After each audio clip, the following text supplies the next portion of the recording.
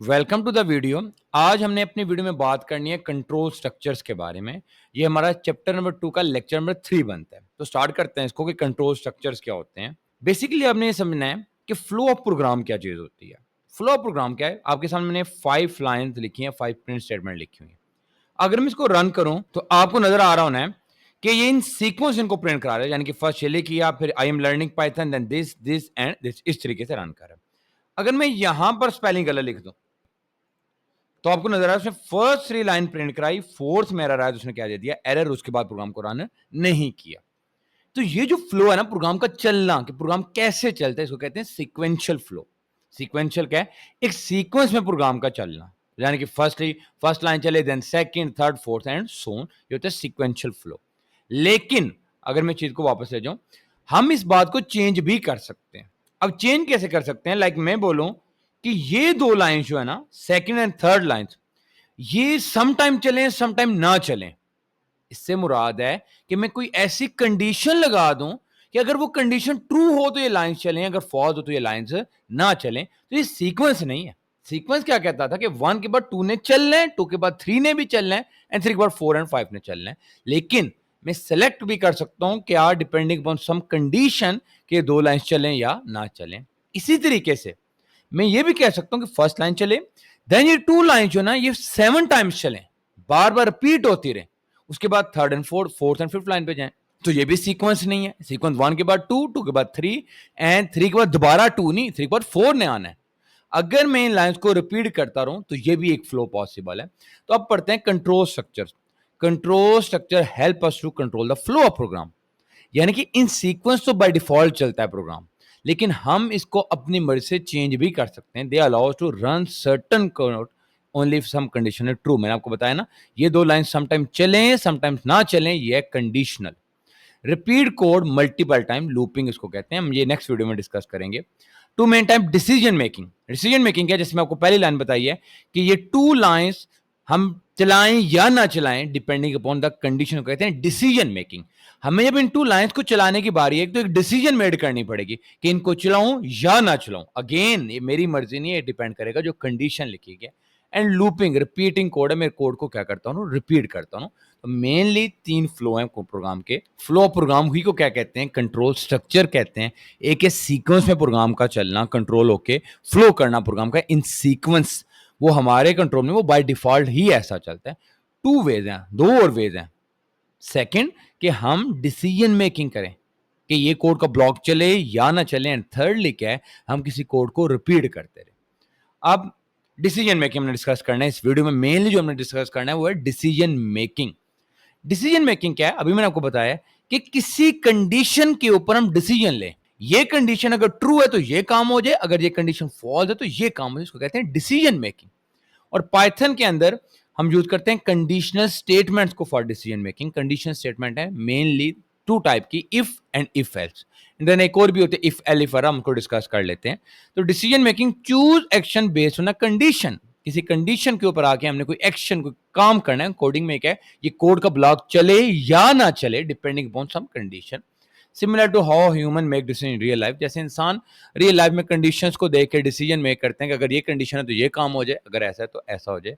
In Python we use conditional statement for decision making. अब पहले को डिस्कस करते हैं जो कि क्या है? If statement. इफ स्टेटमेंट बड़ी सिंपल सी है कि अगर ये कंडीशन ट्रू है तो चल पड़े ये बात, नहीं ट्रू तो ये बात ना चले। मैं एक प्रोग्राम लिखता हूं, प्रिंट, यहां पे एक मैसेज लिख देता हूं। मैं लिख देता हूं माई हेलो वर्ल्ड। देन आप लोगों ने एक वेरिएबल है ना बुक में लिया, टेम्परेचर। उसकी वैल्यू लिख देते हैं हम 35। देन अब इफ को कैसा लिखा जाता है? आपने लिखना आई इफ। ये रिजर्व वर्ड या की वर्ड है, आपने इसको स्मॉल में लिखना है, कैपिटलाइज नहीं करना। इफ आगे वो कंडीशन लिख देनी है, जैसे कि आपके बुक में मेंशन है। कंडीशन क्या है? Temperature greater than 30। देन आपने कॉलन लगाने। कंडीशन कोई भी ऐसी चीज जिसका आंसर ट्रू या फॉल्स आए, तो ये या ट्रू होगा या फॉल्स होगा। लाइक टेम्परेचर 35 है, 35 ग्रेटर देन 30। आपने प्रीवियस वीडियो में देखा है कि ये आपके पास कंपैरिजन ऑपरेटर है, तो इसका आंसर ट्रू या फॉल्स होगा। कॉलन, देन आप लोगों ने इंटर प्रेस करना है। अब आपको याद रखना है, आपने थोड़ा सा इंडेंटेशन का भी ख्याल रखना है, लाइन से थोड़ा सा आगे लिखना है। Print it is hot day. ठीक हो गया। देन मैं इंटर प्रेस करता हूं, अभी भी अक्षर में एक और लाइन लिख देता हूं आपकी बुक से हट के, ओके। देन मैं बैक स्पेस करके हम लिखता हूं प्रिंट स्टॉप। अब मैं इसको रन करता हूं। अपने ख्याल रखना है कि ये जो कोड है ये किसी कंडीशन पे डिपेंड नहीं कर रहा। जस्ट ये जो दो लाइंस लिखी है ना, ये इस कंडीशन पे डिपेंड कर रहे हैं। आपने लिखना है इफ, वो कीवर्ड है, देन आपने कंडीशन लिखनी है, देन कॉलन, एंड देन आपने वो कोड का ब्लॉक लिखना है जो कि आप चाह रहे हैं कि इस कंडीशन पर डिपेंड करे। अब सीक्वेंस ये नहीं कहता, सीक्वेंस तो ये चले, देन ये चले, देन ये, देन दोनों print up, then last print. यानी कि 4 प्रिंट है ना, सीक्वेंस क्या कहते हैं, 4 के 4 प्रिंटर है आंसर देना है। लेकिन हम सीक्वेंस नहीं कर रहे, हम डिसीजन मेकिंग कर रहे हैं। तो अब कंडीशन ने ये डिसीजन लेनी है कि ये दो कोड प्रिंट स्टेटमेंट चलें या ना चलें। मैं रन करता हूं तो आपको नजर आ रहा है hello world, then it is a hot day, then okay, then stop. क्यों? क्योंकि कंडीशन क्या है, ट्रू। तो इफ क्या काम करता है कि जब उसकी कंडीशन ट्रू होती है तो अपने अंदर उस ब्लॉक को क्या करता है, एग्जीक्यूट करता है। ब्लॉक कैसे देखें, ये थोड़ा सा आगे करके लिखी गई है, स्पेस है यहां पर, तो ये इसका मतलब है कि इफ का ये हिस्सा है, स्टॉप इसके साथ हिस्सा नहीं। अगर मैं यहां पे वैल्यू 3 कर देता हूं, अब रन करते हैं। अब ये कंडीशन फॉल्स है तो देखते हैं, हेलो वर्ल्ड एंड स्टॉप, उसने इस कोड ब्लॉक को रन नहीं किया। क्यों? क्योंकि कंडीशन क्या थी, फॉल्स। तो इफ कब चलता है, जब कंडीशन क्या होती है, true. Use when we want to run code only if a condition is true. ये जो स्टॉप लिखा है, ये जो हेलो वर्ल्ड लिखा है, ये इस इफ का हिस्सा नहीं है। तो कंडीशन ट्रू हो या फॉल्स हो, इससे कोई फर्क नहीं पड़ता, है हमेशा रन होंगी। अच्छा, अगर मैं इसको भी ऐसे करके लिख दूं, अब रन करते हैं, तो अब ये आ रहा है एरर, क्योंकि इफ के अंदर मिनिमम एक लाइन का होना जरूरी है। तो मैं इसको ऐसे करता हूं, अब रन करते हैं, तो अब आपको नजर आ रहा है कि अब ओके का मैसेज भी प्रिंट से इफ से क्या हो गया, बाहर आ गया। लेकिन एक लाइन मिनिमम होना लाजमी है इफ ब्लॉक के अंदर। अच्छा, इसके साथ एक और प्रॉब्लम नजर आ रही है। ठीक है, मैंने ये किया है कि टेम्परेचर 30 से अगर बड़ा हो तो हॉट डे हो, टेम्परेचर 30 से छोटा हो, जैसे बुक में लिखा है, मैं उस वैसे प्रोग्राम को लिखता हूं। मैं इसको भी रिमूव कर देता हूं एंड इन दोनों को भी रिमूव कर देता हूं। अब क्योंकि प्रोग्राम ऐसे लिखा है, इसको रन करते हैं तो कोई भी मैसेज नहीं आ रहा। यानी कि अगर मैं इसको 35 करूं तो ये एक मैसेज आ रहा है, it is a hot day. अगर टेम्परेचर 35 से बड़ा है, कंडीशन ट्रू है, तो हमें पता लग रहा है क्या हो रहा है। लेकिन ये नहीं कि कंडीशन फॉल्स हो तो क्या हो। अच्छा, जैसे हमने लिखा है it is a cold day, नहीं, अगर मैं यहां पे लिख दूं ना ऐसे, print it is a cold day, तो देखना क्या प्रॉब्लम आएगी। ये तो हमेशा रन होगा। लाइक टेम्परेचर 35 है तो खाली आना चाहिए it is a hot day. अगर मैं 3 को करूं तो ठीक है, समझ आता है it is a cold day. लेकिन अभी प्रॉब्लम क्या है, जब 35 है तो ये दोनों मैसेज दे रहे हैं। अब ऐसा तो नहीं हो सकता हम बोले कि दिन हॉट डे भी है और कोल्ड डे भी है, तो ऐसे नहीं लिखना आपने। मतलब प्रॉब्लम क्या है, अगर ये कंडीशन ट्रू है तो ठीक है, ये चल जाएगा। अगर ये कंडीशन फॉल्स है तो भी कोई काम हो ना, उसके लिए हमें यूज करना पड़ेगा if else statement. Use when we want one block of code if the condition is true and other block if the condition is false. यानी कि ट्रू है, सिर्फ आप चाहते हैं ट्रू कंडीशन पे कोई काम हो तो इफ यूज करें। अगर आप चाहते हैं कि ट्रू कंडीशन हो तो ये काम हो, कंडीशन फॉल्स हो तो ये काम हो, फिर आपको यूज करना पड़ेगा इफ एल्स। अब आपकी बुक में कोड लिखा हो, मैं लिखता हूं टेम्परेचर इज इक्वल टू, लिखा गया है 15। उसी तरीके से इफ वर्ड है कीवर्ड, टेम्परेचर ग्रेटर देन 30, उसी तरीके से मैसेज आए it is print it is hot day. Then इसके बाद आपने लिखना है एल्स। आपने इधर नहीं लिखना है उसको, आपने यहां पर आना है, इंटर बैक स्पेस, ये देखें एल्स, देन अगेन कॉलन। अच्छा, एल्स की अपनी कोई कंडीशन नहीं होती, वो इफ ही की कंडीशन लेता है।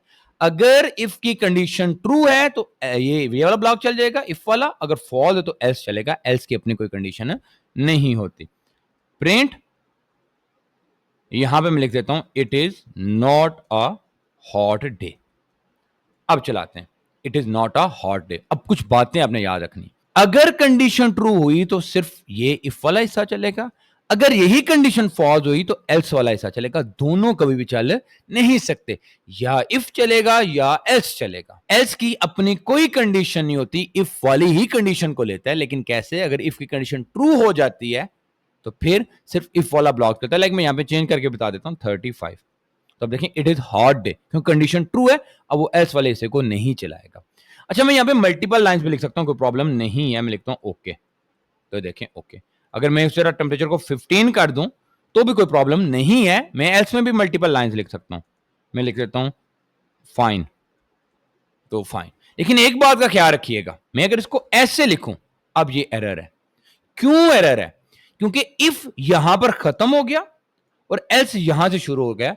आपने बात याद रखनी है कि इफ के फौरन बाद एल्स का स्टार्ट होना लाजमी है। क्यों? क्योंकि एल्स की अपनी कोई कंडीशन नहीं है। एल्स अपनी कंडीशन ले रहा है इफ से। तो जब आपने दरमियान में कोई और मैसेज डिस्प्ले करा दिया, कोई और चीज आ गई, तो उसका मतलब इफ यहां पर खत्म हो चुका है। उसके बाद एल्स के बाद अपनी कोई कंडीशन है नहीं है। मैं इसको रिमूव करूं तो आपको नजर आ रहा होगा, दोबारा कोड ठीक तरीके से चलना स्टार्ट हो गया। मैं इस फाइन को भी रिमूव कर देता हूं आपकी बुक में। तो इफ सिंपल, अगर आपको एक कंडीशन चाहिए ट्रू हो तो ये काम हो जाए, तो उसके लिए इफ। अगर आप चाहते हैं अगर कंडीशन ट्रू है तो ये काम हो, अगर कंडीशन फॉल्स है तो ये काम हो, उसके लिए यूज करना पड़ेगा इफ एल्स को, आपको यूज करना पड़ेगा। देन एक है short hand if else statement, यानी कि यही काम है, कॉन्सेप्ट यही है, लेकिन एक कंपैक्ट वे, एक स्मॉल, एक सिंगल लाइन के अंदर भी आप ये सारा काम कर सकते हैं। मैं आपके बुक वाला प्रोग्राम लिखता हूं, वो है टेम्परेचर इज 15। टेम्परेचर की वैल्यू क्या है? 15 है। तो उसने एक वेरिएबल है, इसका नाम दिया एम। आप कोई भी वेरिएबल दे सकते हैं, लाइक मैसेज से निकला है, मैं लिख देता हूं एम क्या है, स्ट्रिंग है, इट इज हॉट डे। ठीक हो गया। और इसी लाइन में आप आगे लिखते हैं इफ, अब यहां पर आप लोगों ने प्रिंसिस का इस्तेमाल करना है, टेम्परेचर ग्रेटर देन 30, साथ ही आप लोगों को लिख देना है else it's not a hot day. तो अब इसको रन कर लेते हैं, print um it's not a hot day. देखें एम आप लोगों ने एक वेरिएबल लिया, इसका नाम था एम फॉर मैसेज था, और आप लोगों ने एक ही लाइन में सारा प्रोग्राम लिख लिया। कैसे लिखना है? यहां पर आपने वो चीज लिखनी है जो इफ के ट्रू होने पर रन हो, यानी कि ये वाला, ठीक है। और एल्स में वो चीज लिखनी है, ये एम की वैल्यूज हैं। देखें एम की वैल्यू ये होगी या एम की वैल्यू ये होगी, लेकिन डिपेंड करेगा इसके ऊपर। अगर मैं टेम्परेचर को लाइक उस तरीके से 35 कर दूं ना, तो it is a hot day. अगर 15 करूं तो it is a not a hot day. Basically क्या हो रहा है, ये एम की दो वैल्यूज हो सकती हैं, ये it is a hot day, basically um एक स्ट्रिंग टाइप वेरिएबल है, या उसकी वैल्यू सकते हैं it's not a hot day, लेकिन डिपेंड करेगा इस कंडीशन पर। और फिर मैंने एम को क्या करा दिया, प्रिंट करा दिया। इफ टेम्परेचर ग्रेटर देन 30 तो वैल्यू ये फर्स्ट वाली हो जाएगी, ये वाली। अगर ये नहीं है एल्स तो वेरिएबल की वैल्यू ये वाली हो जाएगी, और प्रिंट एम। तो इसको कहते हैं short hand if else statement. हम ज्यादा यूज नहीं करते, थोड़ा सा मुश्किल है इसका सिंटैक्स वगैरह। देन जो लास्ट कांसेप्ट है डिसीजन मेकिंग के अंदर, वो थोड़ा सा इंटरेस्टिंग कांसेप्ट है। अब एक प्रॉब्लम समझते हैं कि अगर मैं कहता हूं सिर्फ एक ही मामला है, कंडीशन ट्रू हो तो ये काम हो जाए, सिंपली एफ यूज करेंगे। अगर मैं ये कहता हूं दो केसेस हैं, कंडीशन ट्रू है तो ये काम हो जाए, फॉल्स है तो ये काम हो जाए, तो इफ एल्स दो चीजें। अगर मैं कहता हूं टू से ज्यादा कंडीशन है, लाइक हम नॉर्मली देखते हैं स्कूल के ग्रेड, अगर 90% से ग्रेटर है तो ए ग्रेड होता है, अगर 80 से 90 के दरमियान में तो बी, देन 70 से सी एंड सो ऑन चलता रहता है। मल्टीपल कंडीशन है। इफ एल्स के मतलब दो कंडीशन हैंडल हो सकती हैं, यानी कि ग्रेटर है तो ठीक है, लेस है तो ठीक है, एक बार हो जाएगी। अगर मल्टीपल कंडीशंस हैं, आपने मल्टीपल कंडीशन को चेक करना है, उसको यूज कहते हैं if elif else. If elif को यूज कहते हैं। अब इसको लिखते हैं, आपकी बुक में टेम्परेचर वाला ही प्रोग्राम है, मैं इसको लिखता हूं, देन उसकी रीडिंग कर लेते हैं। उसने एक वेरिएबल इसका नाम दिया वेदर।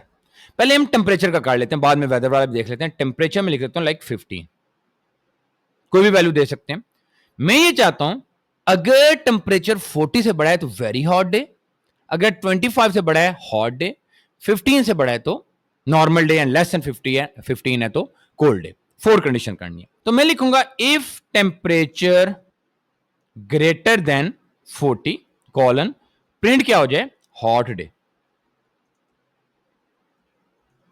तो ये, या सॉरी कर लेते हैं, very hot day, very hot day. अब एक और कंडीशन आ रही है, लाइक मैं कह रहा हूं कि टेम्परेचर अगर 25 से बड़ा है तो जस्ट ये हॉट डे हो जाए, 25 से बड़ा, दूसरी कंडीशन। अब एक और इफ नहीं लिखना, अब आपने लिखना है एल इफ। याद रखिएगा एल्स की कंडीशन नहीं होती, इफ की भी कंडीशन होती है और एल इफ की भी कंडीशन होती है। मैं उसी तरीके से temperature greater than 25, then print क्या हो जाए, simply hot day, very hot ना बल्कि हॉट डे। देन मैं कहता हूं एक और 15 से बड़ा हो या 10 से बड़ा हो तो कोल्ड डे या normal day. L if temperature greater then 15 क्या प्रिंट हो जाए, नॉर्मल डे। और अगर 15 से भी छोटा तो आपने एक एल्स लिख देना है, और वो क्या है, प्रिंट कोल्ड डे। अब इसको चलाने से पहले आपने कुछ बातें समझनी है, ठीक है। अब यहाँ पे इक्वल नहीं लिखा गया, मैं अगर साथ में इक्वल भी लिख दूं तो समझने में आसानी हो जाएगी। ये सॉरी, ये कुछ बातें समझनी है। देखिए, अगर मैं टेम्परेचर करता हूं 45, उसके हिसाब से ये कंडीशन भी ट्रू है, टेम्परेचर 40 से बड़ा है, ये भी ट्रू है, टेम्परेचर 25 से बड़ा है, और ये भी ट्रू है, ठीक है। लेकिन आपने समझना है इन चारों में से किसी एक ब्लॉक ने चलना है बस। अगर ये रन हो गया ना, उसके बाद किसी ने भी नहीं चलना। मैं यहां पे एक मैसेज लिख देता हूं, प्रिंट स्टॉप। एक जब भी चल पड़ा, चाहे वो पहला चले चाहे वो लास्ट वन चले, उसके बाद प्रोग्राम ने क्या करना है कि प्रोग्राम उसके बाद इनमें से किसी को चेक नहीं करेगा। तो आप देखें, वेरी हॉट डे और स्टॉप पर आ गया। अगर मैं इसको करता हूं 35, तो आपको नजर आ रहा है आपके पास आ गया हॉट डे, यानी कि ये कंडीशन फॉल्स थी, देन उसने अगली कंडीशन को चेक की, सीक्वेंस कंडीशन चेक की जाएंगी। देन मैं अगर कर देता हूं लाइक 25, तो ये सेकंड कंडीशन ट्रू है। अगर मैं करता हूं इसको लाइक 16, तो नॉर्मल डे, ये कंडीशन ट्रू है। अगर मैं करता हूं लाइक 11, तो देखें ये कंडीशन भी फॉल्स, ये भी फॉल्स, ये भी फॉल्स, तो क्या चल पड़ेगा, कोई भी कंडीशन नहीं तो ट्रू नहीं है, तो एल्स चल पड़ेगा, कोल्ड डे। अच्छा, अगर मैं ये करता हूं लाइक, अच्छा इनके साथ एल्स का लिखना जरूरी नहीं है, मैं इसको रिमूव कर देता हूं। अब देखते हैं क्या होता है। स्टॉप, कोई भी आंसर नहीं आ रहा, लेकिन अगर मैं 16 करूं तो प्रोग्राम ठीक चल रहा है, लेकिन एक गुड प्रैक्टिस है। देखें 15 से नीचे भी तो टेम्परेचर हो सकता है ना, तो क्या हो, अब बार में एलिफ नहीं कंडीशन ऐड करते, लाइक 10 जो 5 और 7 जो माइनस में हो, नहीं, हम क्या करते हैं, सिंपली एक एल्स का ब्लॉक लिख देते होते हैं। तो ये देखें, अगर 16 है तो भी ठीक काम करेगा, अगर 15 से छोटा है लाइक 11 है तो भी कोल्ड डे का मैसेज आ जाएगा। तो इस तरीके से elif it allow to check multiple condition. Python check condition from top to bottom, पहले ये वाली चेक होगी, अगर ट्रू होगी तो बाकी को चेक नहीं करेगा, ये फॉल्स तो फिर सेकंड पर आएगा, ये फॉल्स तो फिर थर्ड पर आएगा। If one condition is true its block run and the rest are skip. अच्छा, अगर मैं यहां पर ऐसा कर दूं प्रिंट, तो देखिएगा, तो ये भी एरर, क्योंकि इफ के बाद ही एलिफ आ सकता है, अकेला एलिफ कोई काम नहीं कर सकता, इसलिए यहां पे इफ और एलिफ के दरमियान में कोई चीज नहीं आनी चाहिए। तो ये आपका है थर्ड लेक्चर, छोटी सी एक वीडियो है, आपने कंसेप्ट को समझना है। ये चीजें समझ आएंगी तो इससे आगे लूप समझ आएंगे, या इससे आगे ऊप समझ आएगी, फंक्शन समझ आएंगी। ये चीजें स्टेप वाइज आपने जाना है, स्टेज की तरह कि फर्स्ट स्टेज चढ़ेंगे तो दूसरी पे, दूसरी पे third step, fourth step, fifth and so on जाना होगा। कोई प्रॉब्लम आ रही है इस वीडियो में या प्रीवियस 2 वीडियोस में। अच्छा, एक और बात, आपने डायरेक्ट इस वीडियो से स्टार्ट नहीं करना, अगर आपको पहले 2 कॉन्सेप्ट क्लियर हैं तो फिर आप इस पे, जस्ट 3 to 4 आवर का चैप्टर होगा, यानी कि जस्ट 3 to 4 आवर्स में आप ये पूरा चैप्टर प्रॉपर्ली समझ सकते हैं। आप कोई भी साइड एक्टिविटी है, कोई भी इसके अलावा भी कोई क्विज वगैरह होता है आपका क्लास में, कोई बोर्ड के पेपर में आपको क्वेश्चन आ जाता है, आप वो खुद ब खुद सॉल्व कर सकते हैं। इसीलिए मैं आपको साथ साथ आउटपुट भी दिखा रहा हूं, ताकि आपको बात समझने में क्या हो, आसानी हो। अगेन प्रॉब्लम है तो जरूर मुझे कमेंट सेक्शन में बताएं। Thank you.